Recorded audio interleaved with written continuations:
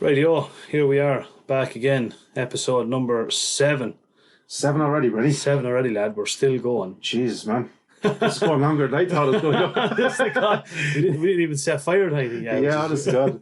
But you take a new location. I like it, we're in a new location, Anthony's class cabin here. No, I like it, it's absolutely ideal. A space away, I suppose, isn't it? Absolutely, man.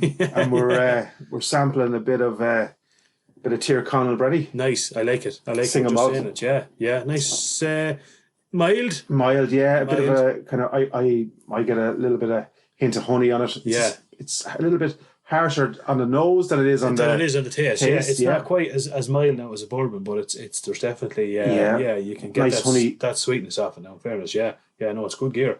It is Cheers, good gear. man. So it is cheers, man. Happy. Yeah, a good a friend. Well, he is a friend. Just if you're listening, Richie, gave me that for Christmas 2 years ago now, so it's lasting well considering it's in my house for 2 years. But you must have forgot it was there. Yeah, it was too good to be drinking on a weeknight, you know. Exactly. But Richie Boyan, gave me that for Christmas a couple of years back. So thanks, Richie. Brilliant stuff. Good choice. Anyway, Bernie, what you got up to last week? Any strange, any crack, much hunting? Not a whole pile, man, to be honest. Got out last Sunday after a couple of rabbits, and not one to be seen anywhere. So this is a place that, you just Guaranteed. rock up, guaranteed, wasn't. Why do you think that is, Brent? I don't know. I was wondering, but even at the back of my own place, we'd always have rabbits. Now I wouldn't touch them because they are nice to look at. Yeah. So that's very probably. But I don't know. Is it this time of year? I'd love to know more on that. Now I was up the field the other night, out lamping, and I saw them at night time. So maybe it's Catching them a long time. I'm not 100% sure. Yeah. Or is it disease? Or I'm not sure. It's funny. Around here, I kind of goes. It's cyclical, where there's a year where you see them everywhere, yeah, and for maybe 2-3 years, and then all of a sudden, then you see less, drops off, and then none. Right? You know what I mean? Yeah. So I know disease obviously plays into that, and probably overpopulation, lack of it could be a lot of that too. Yeah, overpopulation. I don't know. Are they losing their sex drive? Maybe the Atlantic rabbits is not exactly accurate anymore, is it? Yeah, exactly. Man. Maybe the male rabbits aren't getting their own way anymore. Exactly, yeah. It's hard to know. But it's something that we actually went out on a rabbit hunt down in County Laois, going back a couple of months ago. And we had a couple of lads with ferrets now. No, I would have done ferreting years ago, but I haven't done it. But one of the lads brought in ferrets, and it was interesting. Out of, I think maybe, I don't know, let's just say, for instance, 10 burrows, 3 of those burrows he brought back dead rabbits in the burrows. Wow. Yeah, dead and obviously fairly decomposed. So, yeah, unusual. Not all old. I've never seen that before. No, I've ferreted for good. So, and did the guys say what they thought it might have been, or speculation? I didn't ask them, but I know. And again, remember years ago, myxomatosis was big. Yes, yeah. But you'd see how a rabbit, his eyes would be all pussy, and he'd be out in the open. He wouldn't even know you were there. Yeah. Lethargic. Yeah, for people who don't know, myxomatosis was a disease that rabbits get. And again, you'd know, as you say, kind of real greeny, weepy eyes. Exactly. And you could really walk up and pick one up. You would, absolutely, yeah. So I don't think it's that, because there is another disease. Now I can't for the life of me think of the name of it. And when rabbits get it, they're prone to stay underground. Okay. In the darkness, so you don't see them, because obviously they're under the ground. Yes, you know what I mean? They're effectively yeah. buried already. So there is something behind that now. Again, guys, if there's anyone out there who knows a little bit more about that, we'd love to know, because they're an important part of absolutely both yours and my diet. Yeah. Rabbits makes lovely rabbit stew, and I know you make. I've heard a lot of burgers. I haven't tasted them quite yet, Brent. Yeah, no. Me mincer's ready to go. I just need the rabbits. Just need the rabbits to get it. Yeah. What about yourself? Did you get out at all? Brent, I didn't, Brent. I this week was just a disaster. So I'm hoping over the next couple of days, I'll get out for a shot. The weekends. Look, it's coming near the end of the seasons now with the kids' football and all that kind of stuff. Yeah. But I'm hoping to get out now. Might even get out for an hour tomorrow just with the dogs. Ideal. Yeah, absolutely. Yeah. Just to keep them fit. I've been walking them a good bit, but yourself, there's nothing like getting out in the ditches and trenches and without a shadow of a doubt. And that's when the real fitness comes into it. Absolutely, Walk on the roads all you want, but super fitness comes in there. No, so that's yourself. You planning to get out? I might get out. What day? Tomorrow's Saturday. I might get out Sunday. Hopefully, maybe Sunday evening I might get out. Well, I walk off Fresno. I'll go for deer. I think. You're going for deer? That's the plan of attack anyway. Yeah. Bring it home, Ronnie. We'll try our best anyway, because if I do many more failed journeys now, yeah. could be doing a knitting podcast. Yeah, this is good. Yeah, we'll give it a go. I want to give a quick, a welcome home, number one, to a young man who the last time he was in my house, he came in a Caritas, you know. He's the same age as my little girl. He's come all the way from Australia. Good man. And he is a valuable member of the fishing community. Is Finn Geraghty, and he came over to visit his dad this year, and he's home for a couple of weeks, another couple of days. So hopefully he'll have a listen to the podcast and he'll hear a bit of a shout out. But he caught a monster pike the other day. Nice. So yeah, and he came out the other night, and he was. I was showing him around the guns and bits and pieces, and he was mad to have a pop. So he's we never know. We might get an out pop before he heads home. But he's caught the bug. Welcome home. Yeah. Welcome home, and well done on the brilliant catch. And keep up the good work. I hear he does a lot of fishing over in Australia. So super stuff. Brilliant. Hello to Finn. And speaking of fishing, there we are going to be delving a bit more into fishing now in the next. Yeah, we've plenty of plans, Brendan. Yeah, and we need plenty. I don't know whether people will want us twice a week or something, but it's getting to that stage. We've that much stuff to talk about. We need to get We'll probably discuss it later on in the podcast. I think our plans over the next couple of weeks. Anyway, we've big plans obviously next week, which we'll discuss in further detail. Probably when we get to the end of what we're going to delve into today. Delve into is right. Yeah, it's going to get hot and saucy, I think, later on. So brace yourselves, lads. If there's anyone thin-skinned, you might want to listen. Exactly, without a shadow of a doubt. Yeah. And I suppose before we just get delve into that, I just want to mention that it's obviously Men's Health Month. We're in November now, so it's Men's Health Month. So I was in this morning and got me bloods and the whole job lot checked over. You do that every year, Brendan? Yeah, I do. Yeah. Sure, look, it's no harm, is it? You know. No. And I think as men, we're all guilty of it. You just drive on, don't you? We're a disaster when it comes to this type of stuff. It's kind of we're more so put out the fire when the fire is rather than prevent the fire. I think, exactly. And I don't want to go to the doctor because the only time there's something wrong with me. Yeah. And I'd be guilty of that. I'd be very guilty of that. I have to say, I don't know when the last time I was in the doctor. I think it was probably pre-COVID anyway. Was it? Okay. Yeah. I give blood. Come on, yeah. Is it any good? Is it? Yeah, I don't know. They keep it acceptable anyway. You get a strong fucking smell. Yeah. 40%. But other than that, that's the only time I see a needle. So I must. I'm gonna on the back of our discussion before we started off here. Brendan does it every month or every year. It's a very worthwhile exercise, I think, you know. Definitely. And prevention is better than cure. So, make the appointment. What was it, 10, 15 minutes, Brendan? That's all it is, you know what I mean? Just go in and, like, as I say, you know, lads never talk, but sometimes if you go into a room with a doctor, you know, if you have something in your head, there's obviously an epidemic at the minute with men's mental health and stuff. Yeah. So it can all tie into the one. Do you know what I mean? It doesn't, you don't have to be good in with a sore back or you know, whatever, you know, anything like that. And something like as simple as maybe slightly elevated blood pressure, something that can be easily rectified or turned without medication and stuff. If it's caught early, it's like everything, I suppose. Absolutely. And it's something that's caught early is easy to or easier to deal with. Absolutely, 100%. No matter what it is. So make the appointment, lads. Get in there and look after yourselves. Yeah, good stuff. Let's dive in. Are we ready to rock? Yeah, I think so.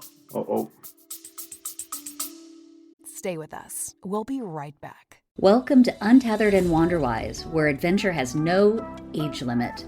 We're your co-host, Heidi Brandis and Nikki Amahundro, and we're here to inspire and celebrate women over 45 who are embracing their independence and want to explore the world on their own terms. Right.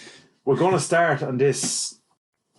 And this particular article, I think, would you say, struck, for all the wrong reasons, because of where it came from. Number one, as supposed proponents of agricultural, which we deem ourselves to be part of. Absolutely, and a valued part of, not just a peripheral part. Yeah. So, from that point of view, dumbstruck I was anyway to be reading it off. If you had to read it off the Irish Mirror or something, no disrespect to the Irish Mirror, but you'd expect that kind of stuff from a sort of a semi-tabloid. One that's not informed. Yeah.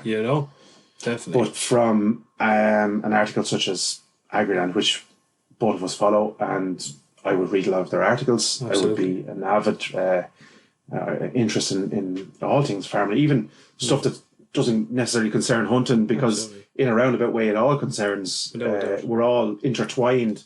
That's the way I would see it. So to read this, and you're going to have a little blast of that, Brendan, or a paragraph of that. We'll read out some of this here anyway. So this was obviously on an Agriland post, and it was labelled "Letter to the Editor: Shut down pheasant shoots amid bird flu crisis." And the letter starts off basically saying, we'll dive into this bit of it. This so-called sport is extremely cruel.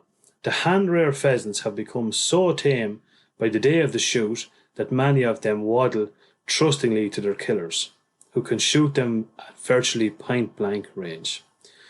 These harmless birds, widely admired for the grace and multi-plumed grandeur, are riddled with lead shot and turned into blood-spattered carcasses just to amuse a squad of rich thrill-seekers who seek this crass behaviour as a challenge of marksmanship. If farmers are expected to lock up their poultry, it is inconceivable that pheasant shoots should be allowed to continue operating. There is an obvious risk that birds already diseased could be released to infected other domestics or wild, or that few birds could easily spread the disease far and wide, devastating the rural economy. It goes on and on and on, but I think... I have enough there, Bren. I have enough there. Jeez, the blood pressure, talk about, we might need a check-up after this. That's... completely wrong. We'll start at the top there. Yeah. He pertains that the reason that he's so-called concerned about is bird flu. The bird flu, yeah. But it's obvious in that article that he has no interest in. Not at all. It's to get at. Exactly. It's just one reason he could to get it, try and get it banned, Yes, and the second thing that really jumped out at me there is hand-reared pheasants, and that essentially he's saying, and I'm not quoting here word for word, but basically he's saying that a pheasant would essentially walk over to its owner, and he'd point a gun at him and shoot him and blow his head off, which obviously could not be further from the truth. I've seen a lot of things when I'm out hunting, Bren. Yeah. A lot of strange things, from a lot of strange people. But that I have never seen. No. I'd say if that was ever to happen, well, for starters anyway, let's just talk about this idea that the birds are so tame that they will run up to you, okay? That, straight up, doesn't happen. Doesn't happen. Not even when they're in the run, Bren. No, exactly. They're weary of you. Exactly. We get our poults, as you know, 7 weeks old, and we rear them, and even before they're released, the minute we're in that pen, they're gone. Yeah, they don't get a farm. So these are not pets. Absolutely not It's pets. just for everyone that's... Absolutely. And hand-reared, they are not. They absolutely are not hand-reared. Absolutely. This is not a budgie or a cockatiel or something like that that sits on your shoulder and marches to the... They're surviving in the wild with a little bit of help. Yeah. That's basically realistically it, isn't it?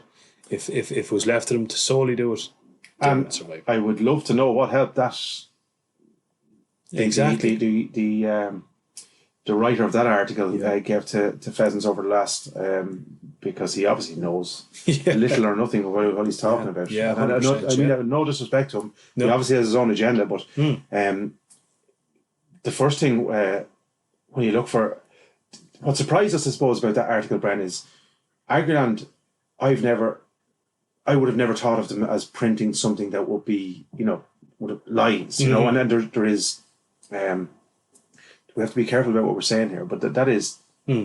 I've never seen that. Have you ever seen that? No. Like, so unless that man is, maybe he has seen somebody with a pheasant walk up to him, you know. Well, maybe, yeah, but I would imagine that there'd have to be some. If you were to put any editor on, we're certainly not that. It has to be fact checked. Yeah. Do you know what I mean? Before something's printed, is this? Yeah. So many times has he seen a pheasant walking up to somebody, and somebody getting the gun and point blank, blowing the head off. Yeah, so exactly. that's the first thing that we would like to query, I suppose, without before we would call him out as untruthful, I suppose. Yeah. So that's the first thing. And I know for a fact if that happened when I was out shooting with somebody, it would only happen once. Once that person would be gone. Without and I think I speak for, and I can speak for everyone in my club, because I know that for that would never happen, and I'm sure you could say the same. And wider, I would argue 99% of hunters that will not happen. Not in the middle. I suppose what could you compare it to? It's like in GAA, you don't pick the ball up off the ground. Yeah. Okay, everybody knows that. It's just that's there. Same as hunting. You don't ever shoot a pheasant on the ground. No. It's just you just don't. No. It's just and often, Brent, like that, when on the first, I've often not pulled on a pheasant. You know what I'm saying? Because it might have, gone up beside you, or sporting chance, I suppose, is the key there. We've seen it in our own. An odd pheasant, say that Mike and Justin got rid of the roost, he'll run along ahead of you. Well, if he runs for a mile, he won't be shot at until he flies. He doesn't fly, he doesn't get shot. That's it. Yeah. It's as simple as that. It's a sporting chance, without doubt. Yeah, and just I suppose to explain to everyone, like there's two things at play here, right?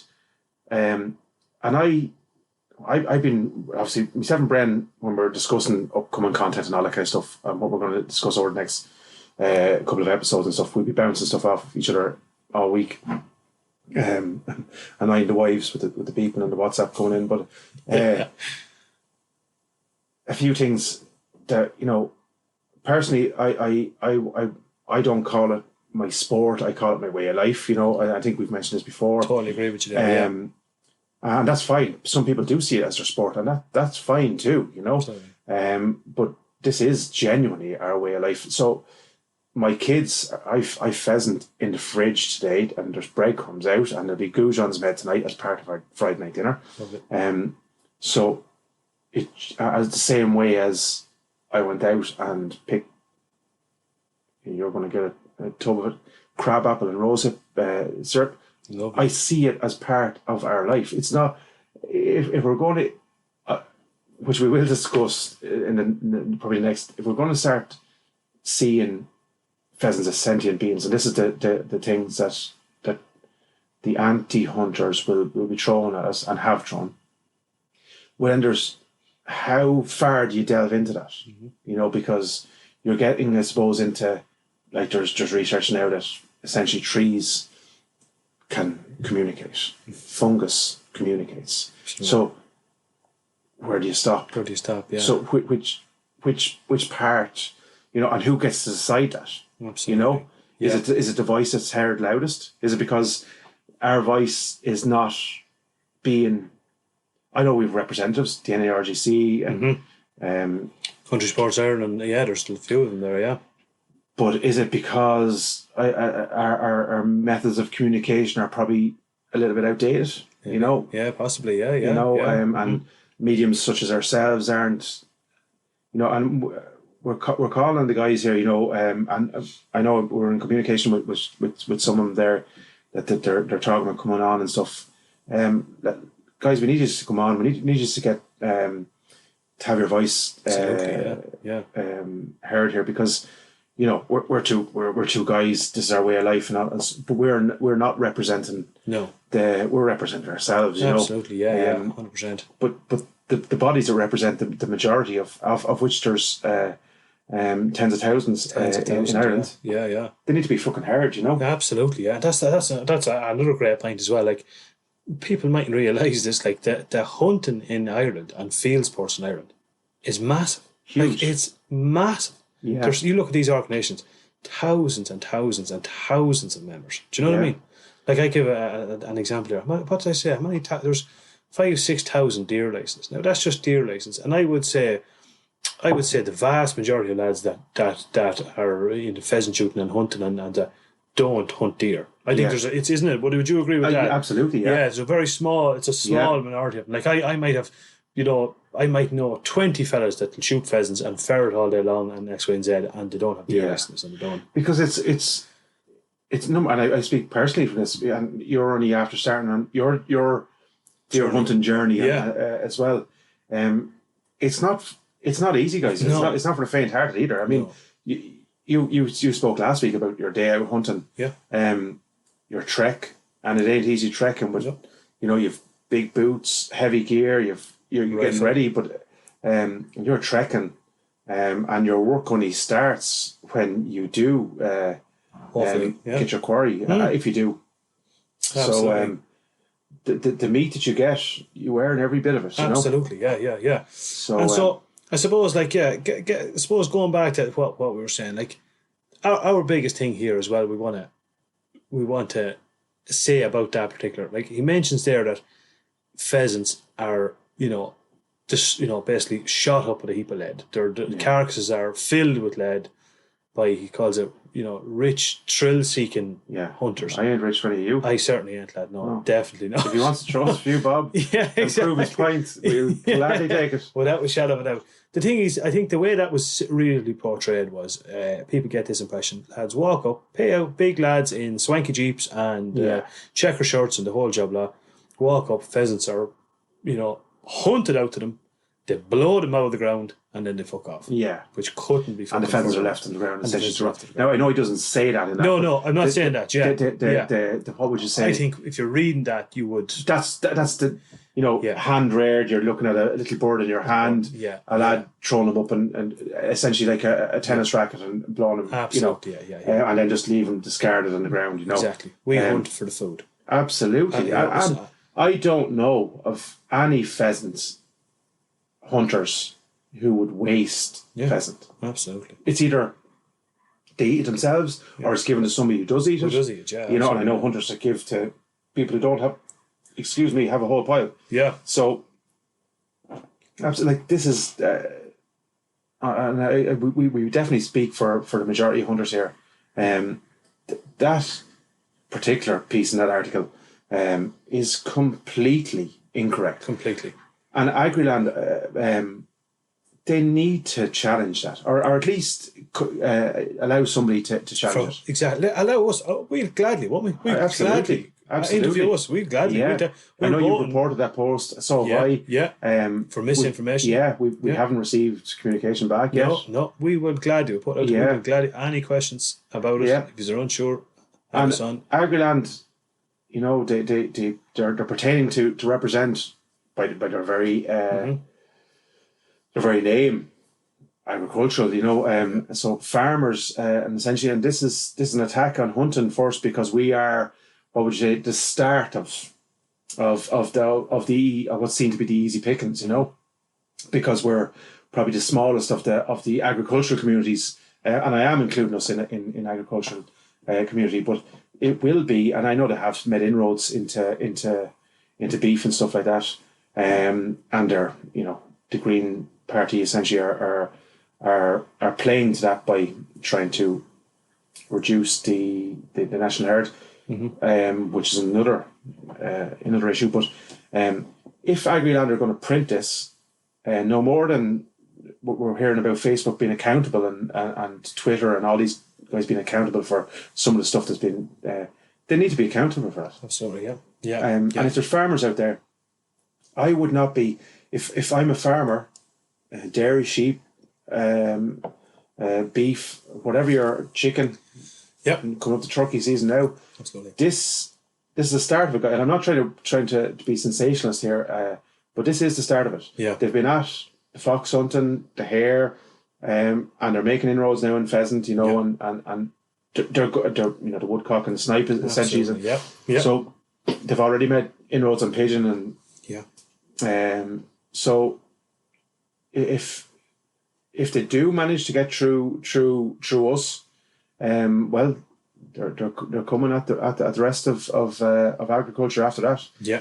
The irony of it is, they'll probably stop at monocrop agriculture, which I have a little bit of research as well. Further to Joe Rogan podcast, actually, very interesting. That monocrop agriculture, essentially, is well, we all know.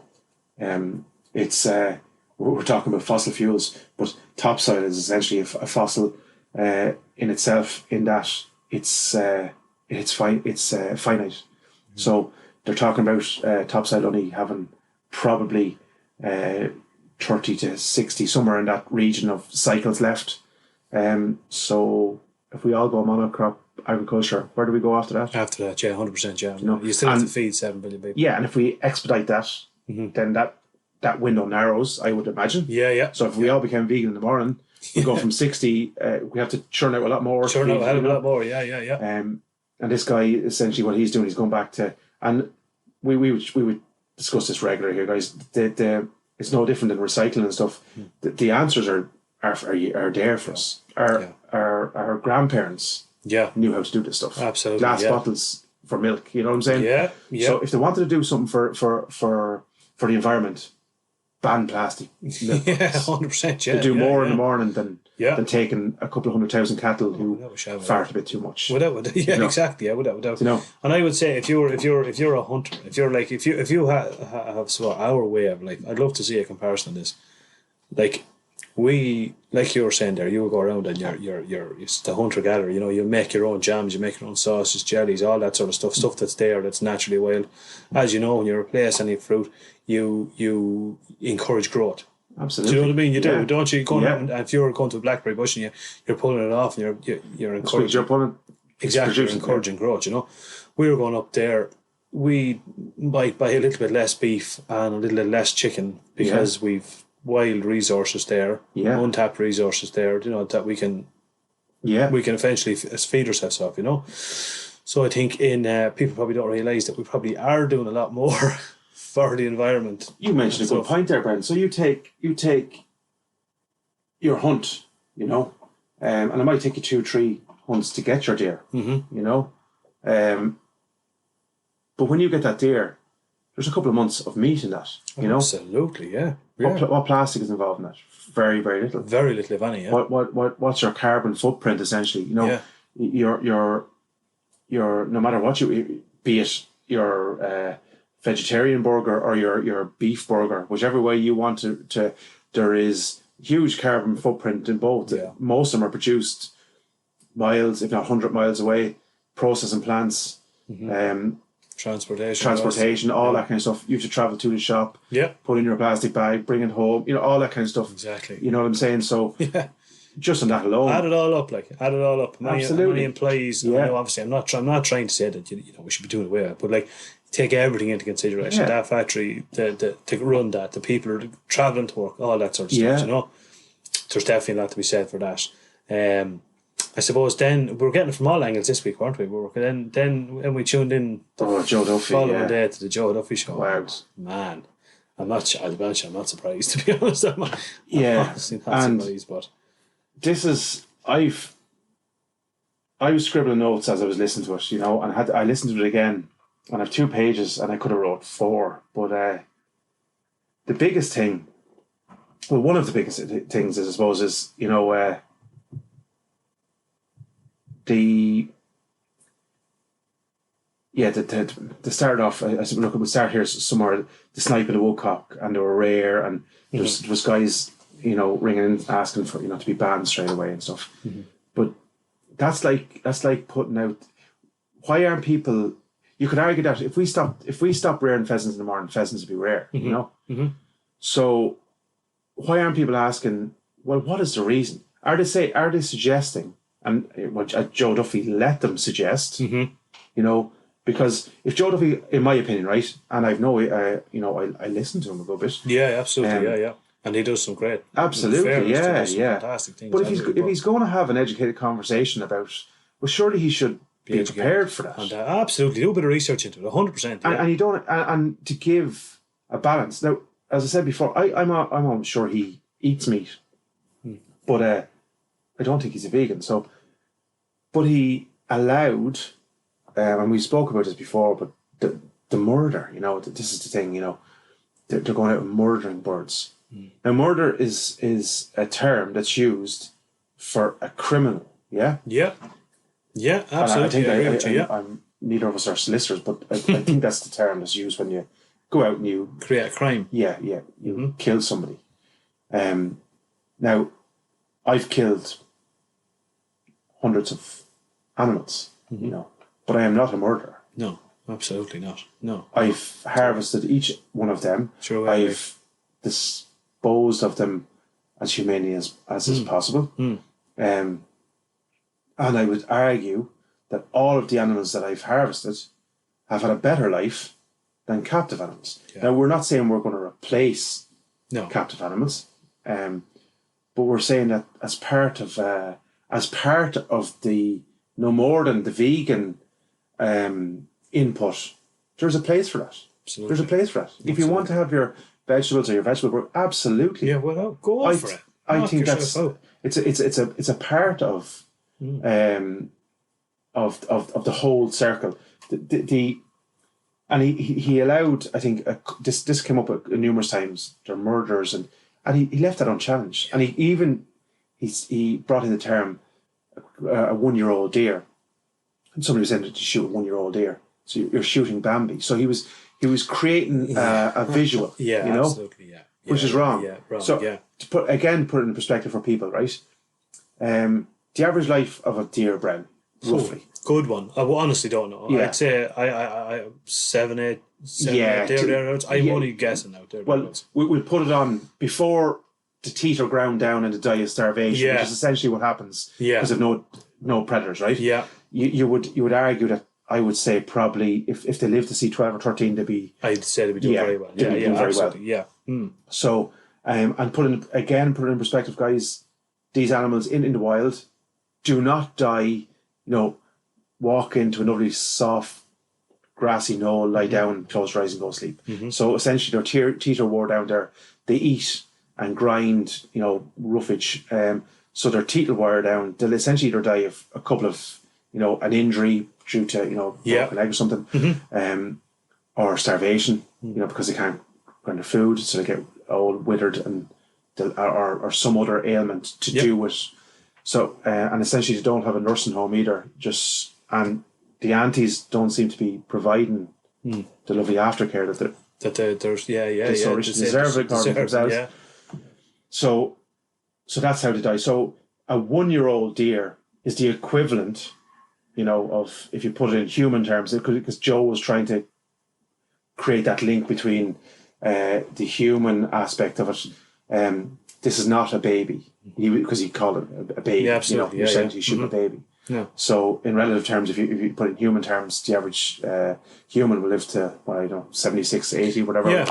Yeah. So that deer is in his 20s. 20s, yeah. So just to absolutely, and then again, this whole baby thing. Like, if you knew the way that the beef industry works in Ireland and in the world, I don't know how many people are up there. Like cows, 30 months.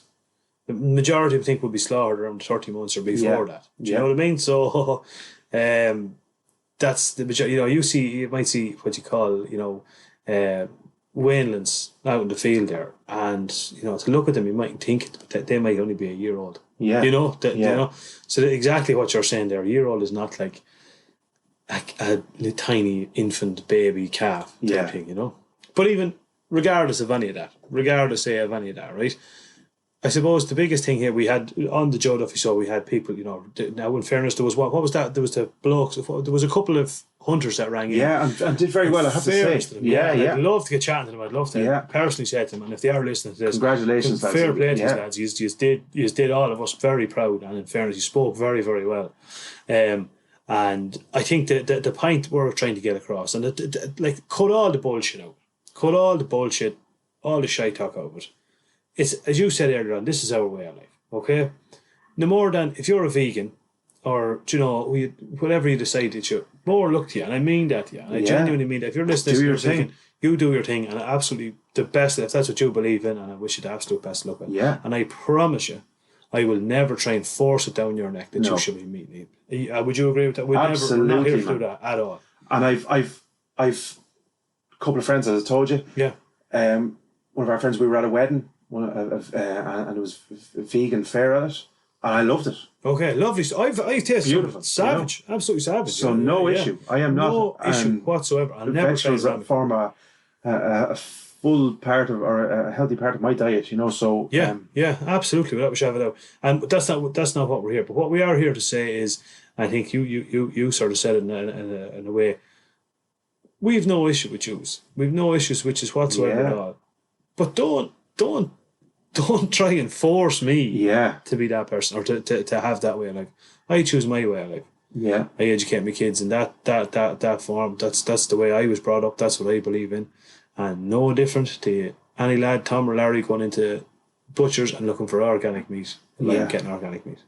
It's like, Bren, if I'm walking down the side of the street, I will not bother you. No, 100%. Nor will you. No. But if you're looking to do you know what I'm saying? Yeah, absolutely. So it's the same thing. You can't expect a non-reaction if you're coming at somebody and questioning their way of life. Yeah. Like, as I said to you, there was a couple of things here.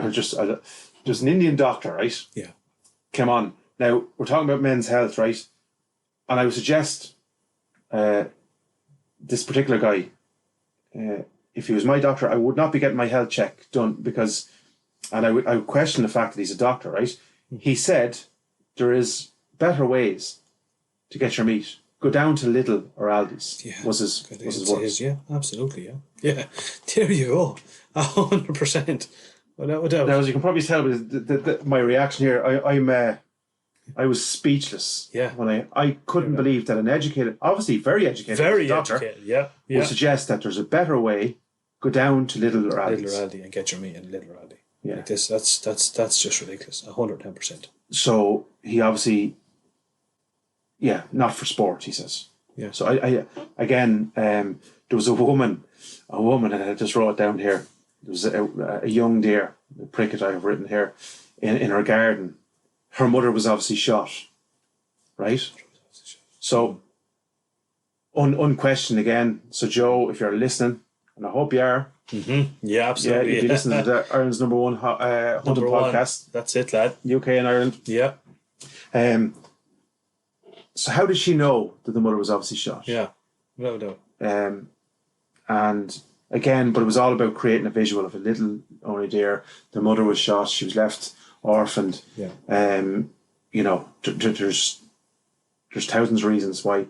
What I would be questioning there, which we both question, is why the deer is eaten in our garden. Exactly, 100%. If she's up in Wicklow, where she pretends to be from, and I would suggest that she probably doesn't come from that neck of the woods originally. No, absolutely not. Because if she took a walk up there, she wouldn't have. She would quite quickly realise that there's more than just one little pricket. Yeah, there's thousands. Without a shadow of a doubt. We'll just give that statistic as well. I mean, she's saying that she's in Wicklow there. 30,000 odd deer shot in Ireland on average a year. Mm-hmm. Almost 50% of that is in Wicklow. Yeah. And not only in Wicklow, to be fair, in a certain portion of Wicklow, very small portion of Wicklow is where almost 50% of that is it. So I would strongly argue the fact that they're certainly not in decline up there. Yeah, definitely not. And if they want, I suppose both you and I follow hundreds of different hunting groups, and my social media feed that's all. That's probably it. Realistically, or at least the stuff that matters. You scroll through quite quickly through your stuff, but the deers that are being taken out, like you would think probably as a non-hunter that there's probably one or two stags bouncing around and maybe a couple of.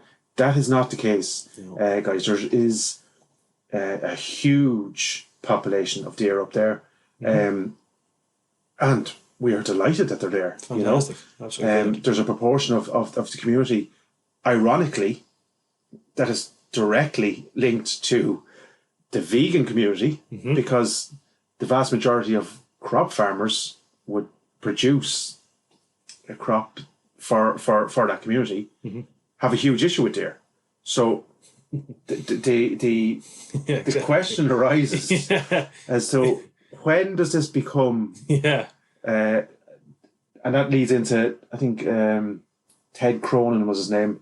I think he's Sentient Rights Ireland. Okay. But he, again, and I quote, "Foreigners from abroad" was one of the lines. Oh yeah. What is that? I don't. Is he talking about like safaris and People coming over from and shooting. Is that what it is? I presume I'm that's not what it is. sure. I honestly But, not sure. I presume that's what he's talking about. Is it? You know, I would suggest why if in the morning I get on to Joe Duffy and I said, talked about asylum seekers and called them foreigners from abroad, Yeah. I would be quite quickly pulled up on you know, essentially, yeah, and rightly so. and rightly so. And rightly so. Yeah. So yeah. why was, because he's a hunter? Is that Yeah, absolutely. free, Yeah, bringing these people in. Not about not a thing about the like for that local economy. If you have a man that his company is bringing people from overseas, you know, to hunt. Well, the first thing, let's be honest, the first thing that man's going to do when he lands here, he hasn't been here before, is he's going to look at the beauty, the unbelievable beauty that's here. Yeah. When he goes home, he's going to tell everybody, Jesus Christ, you need to get over to Ireland. Ireland's beautiful. It's absolutely phenomenal. And that man might shoot for a couple of days, Bren. He might shoot a deer, he might not, right? Yes. Yeah. But the money he's going to leave in, like, between either hotels or B&Bs, food, yeah. without a shadow of a doubt, he's going to tour around a bit. If he hires a car, you know, that there's a man or a woman making a living from doing the safari. Yeah. And that meat will be utilised, whether it'll be by himself, or it'll be into the meat handlers. Without a shadow of a doubt. So it will not be left. Nobody. Like, let's call a spade here. Fucking no one fucking shoots a deer and fucking leaves it there. No. Who the fuck does that? No. Like? Honestly, no. Like, no one does that. And that's not to suggest that you know, hunts don't go awry or whatever. Yeah. But on the other side of that, right? Because look, it's the he said there, right? And this was, I think, this fed into that where they were talking about, you know, deer's dying of. He was countered by one of the hunters. The deer essentially die of starvation. The majority of them, you know? He said, prove that the deer dies of starvation. But I would suggest to him that prove that the deer is not either harvested humanely or the meat is not, as you said, I don't know of a hunter who would get out and hike for maybe the guts of 10, 15. If you're lucky, you might go 5 kilometres, shoot a deer, and put his gun in his back, turn around, hop into his van, and drive off. 100%. Like, and I suppose that maybe I should probably slightly revise it, but any law-abiding hunter that's gone through all the, and like you said earlier, it ain't easy. No. The time you wake up in the morning and decide, you know, something, I'm going deer hunting, you better, you know, it's you got to, especially now with H-caps and all this sort of stuff. Absolutely. You know, you have to really have your mind up to this is really what you want to do. There's a huge, it is not just, again, like the visual that's given from these guys is that, you know, essentially you rock up there all, you know, jovial, and you essentially roll down the window and shoot a deer that's running around in the field, and no, I'm not feeling like that, and drive off, or this kind of just laissez faire. You know, our hunting, we would plan, if at a deer hunt, you were already spoke about yours on Sunday. You would have to plan out the whole day, because if you do shoot a deer, you have to have enough time to harvest that deer, hang it. We've talked about fridges just as we're walking into the office here. So the work only starts when you knock that deer. So to suggest that it's just like, you know, kind of laissez faire type of thing, you go out and you shoot, and sure, if we get one, we'll decide kind of there and then whether we want it or not. You know, that doesn't happen. No, I don't think so. not at all. Not at all. No. Like exactly what you're saying there. You're going up, and if you're lucky enough and you get a deer, it only starts then. Yeah. So if I'm going on a hunt, I'm thinking, if I'm heading out at, you know, whatever time in the day, say if I'm heading out at 2 o'clock in the day, I'm thinking, right, if I get a deer on the ground, adding up the time I get him home, get him skinned, get him in the cooler. Late night, Benny. Late night. Do you know what I mean? But if I said to myself, no, well, actually, I have to be back now for 8 o'clock. EastEnders on at 5 o'clock, you know. Exactly, because I know I'm up early in the morning and I'm gone. Yeah. Then I wouldn't go. Yeah. Do you know what I mean? I wouldn't go. I wouldn't risk losing and wasting an animal. Yeah. Do you know, you wouldn't do it. I took meat out of the freezer today, Bren. just to put it in perspective for people, right? So, and this is for me personally, I know you're the same, and I know the majority of hunters are the same. When we harvest deer, I see that as a whole, and we'll probably go back into the hide and stuff, and because it's a personal. I want to try and get an efficient way of harvesting the hides, because I think they're beautiful, and to make ultimate use of the animal. The deer heart and liver obviously is harvested, as you know, I've spoken about before. Yep. I'm a bit anal about this, and Rob will probably attest to it. With the trimmings and stuff, I've bags of trimmings in there for the dogs. The off bits of fat and stuff, gristle that we don't use. Yeah. So there is and even the bones. I keep all the bones for the dog. So, ultimately the whole animal as best we can. Even I've bone broth, venison bone broth. Yeah, it's supposed to be brilliant for you. Yeah, do you know? Yeah. And I have it in the freezer. We freeze containers. Me and I will do load. We use it in soups and stews. I was just going to say that. Yeah, you use them in soups. Yeah, apparently that's really, really. If you go back years ago, if you had any sort of a influenza, you're trying to build yourself up, that was one of the main things. Bone broth, bone broth. Yeah, it's supposed to be brilliant for you. Yeah, and that's the thing. So it's about using as much of the animal as is possible. As is possible, yeah, without a shadow. And that's not always possible. I know, what I'm saying. You can, there's only so much stock you can have, and so on and so forth. But like that, I think I would argue, right, instead of saying, reducing the national herd and all this kind of stuff, and then we're importing from Brazil cheaper meat, and they're feeding it chicken shit and something, literally chicken. So people don't understand. They have literally devised, and it happens in America, where poultry litter is because it's hugely protein dense, has been formulated in some sort of feed, and they feed that back to feed the animals. So if we're going to reduce our herd over here, people are not just going to just stop eating meat. I'm certainly not, and I know a lot of people are not. We're going to import it cheaper from somewhere else. Yeah. And we have the best beef producing land in the world. But I would suggest in the world. I'd say we probably have. The nutrients in the ground. We breed the best racehorses in the world here, down to the nutrients in the ground. And I would suggest we can do that better. Yeah.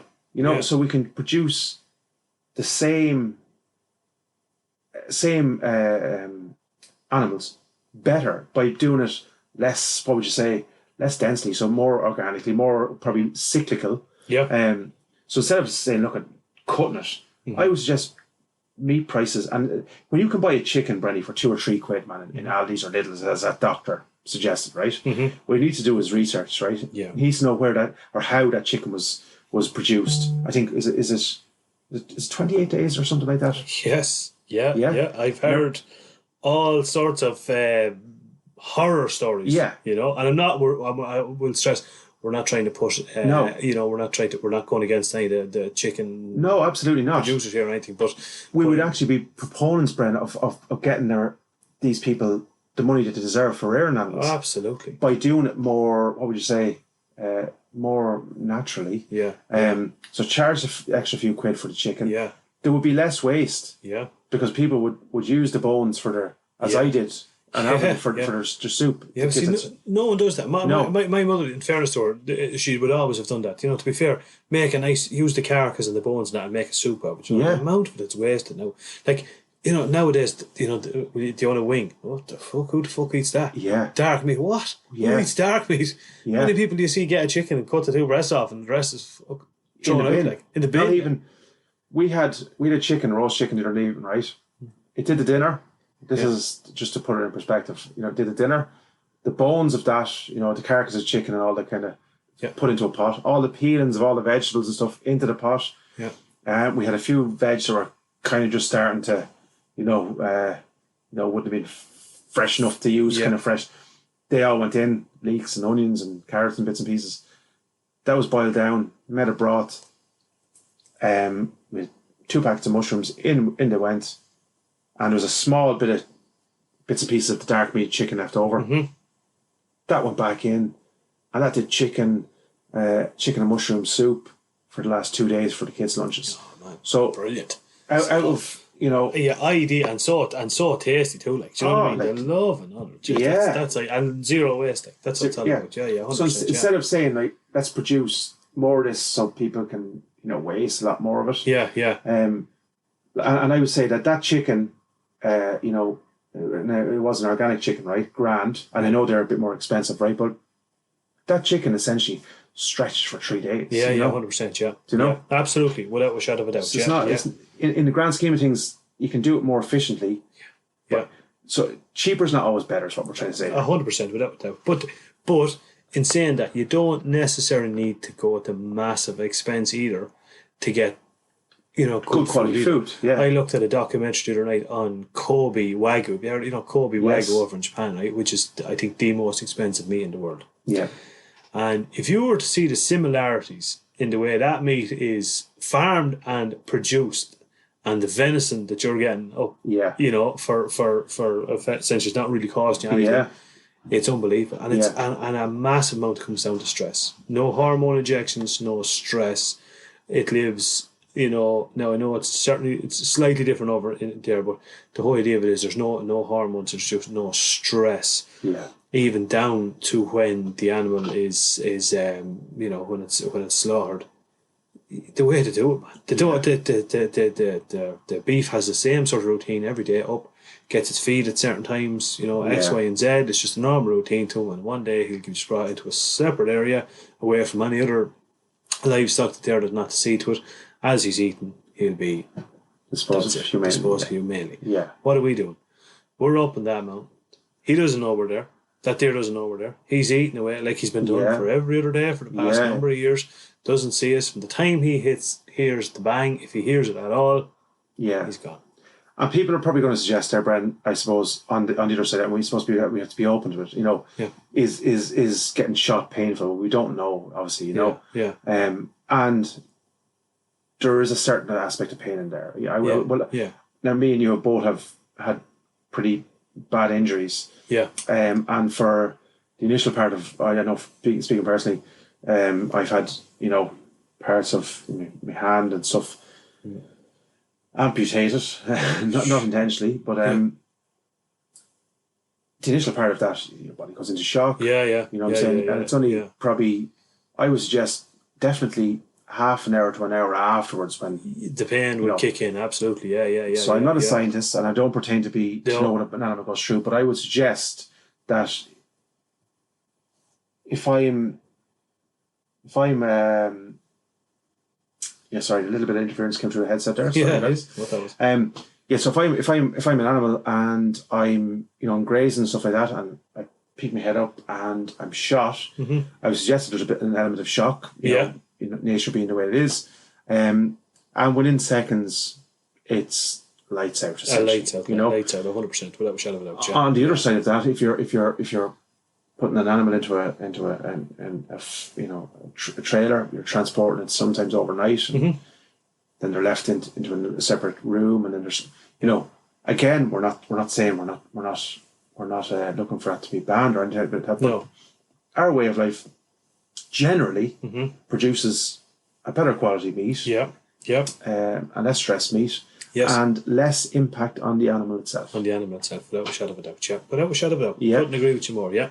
And as I say, we could talk and talk and talk till the cows come home. And we're going to talk. And we're going to talk. Yeah. You're not going to shut us up yet. No, without a shadow of a doubt. And I suppose what it really boils down to is, and like we said before, if you're anti-hunting, if you're not into hunting, if you're vegan or you're X, Y, or Z, whatever it is, we 100% support your way of life. That is your way of life. Do your And thing. Do your thing, and more luck to you. But please do not expect us to change our way of life. No. That's a the good- long and the short of it. Good note, Brent. Good note to sort of Wind that section up. wind that section up. I suppose I need a stiff drink now again after that. Yeah, absolutely. And look, we'll probably delve into another little bit, episode 2. So if you- Yeah, 100%. Yeah. We're going to have Kim Gannon on now in Looking forward to this, upcoming Brent. episode. Yeah. Yeah. Kim, I reached out to Kim on Facebook. She's local. She's big into her shooting. I didn't realise she was as big into her clay pigeon shooting. I think she's a fair career. Clay pigeon shooting, and she's also. She's going to teach us a thing or two, I think, Ben. Yeah, without a shadow of a doubt, lads. Yeah, teach us where we're going wrong. She's obviously into her pheasant shooting and stuff as well. So we're going to have her on to get a woman's perspective on things. And so any women out there that's thinking about maybe getting into the sport, or or interested in the peripheral stuff, once even the sport, the clay pigeon element, she's going to discuss, I suppose, both elements, hopefully, how she got into it, all that kind of stuff. So it's going to be extremely interesting, and we need more women in the hunting community. Absolutely, without a shadow. But there's no reason for them, not to feel that they can't. Absolutely, 100%. Sure, come on out, a bit of crack there. Get out. Take the first step, I suppose. That's absolutely. Absolutely. Even my own wife, she's done a bit of pistol shooting when we were over in Australia. And shot at a 357 Magnum a couple of times and loved it. So she could be persuaded now. So we'll see how it goes. Yeah, Debbie, if you're listening. We'll, yeah. We might go to Lakeland Shooting Centre tomorrow. To the bright side. Come over to the bright side, exactly, yeah. I suppose we better mention as well on Thursday, I think all going well, we're still hoping to head down to Athlone. That's right, yeah, looking forward to Wild Hunter. So we'll be doing, hopefully we get to chat to a couple of the guys. Yeah. Probably to chat about some of the products down there. Absolutely, yeah. It's a big kind of, I suppose it's mainly a Pulsar open night for people that are using Pulsar thermals and infrareds and stuff, and then it's going to be a bit of a display on various thermals and infrareds, what's down there. So I made the move recently enough, as you know, over to night vision, and blown away with it, to be honest. Yeah, God, you're delving right into that whole spectrum, Brent. So it'll be, and from my perspective, who I haven't experienced that yet, so it'll be great to get a little bit of knowledge on that, a little bit of insight. And hopefully the guys can come over and chat to us and explain what they're all about. Absolutely, yeah. If there's any products they want tested, just give us a shout. No problem. Yeah, my scope isn't doing too well. The Illuminate Red. And I don't want to send it back to Vortex yet because the season's not over. So a bit of insulating tape is going to come out, guys. So if anyone wants to donate, even a spare roll of insulating tape. Yeah, exactly. It'll do the job, I suppose. Yeah, but I suppose we'll wrap it up there, will we? This episode. Yeah, that's episode 7 over now. Deadly stuff. We hope to see us all down in Wild Hunter on Thursday. On Thursday, I think from 5 till about 9 o'clock, I think. So and come on over and have a chat. Yeah. Have you Wild Hunter before I go? Have you been there yet? I haven't been there, man. It's like Woody's, only all the best stuff. The Mecca. Yeah, exactly. Yeah. Good stuff. It's huge and it's full to neck, so it's class. Brilliant. Brilliant. Well, as I say, look, we'll be down. Hopefully, we'll have a little bit of. We're hoping to have our kind of audio-visual gear up and running. Yep. But if not, we'll be doing little video clips anyway, and we'll be chatting, and we'll have plenty of research material coming back to you. So hopefully we'll shed a bit more light on that. Lovely stuff. Okay, over and out, we'll see you all then. Over and out. Cheers and happy hunting and keep it country.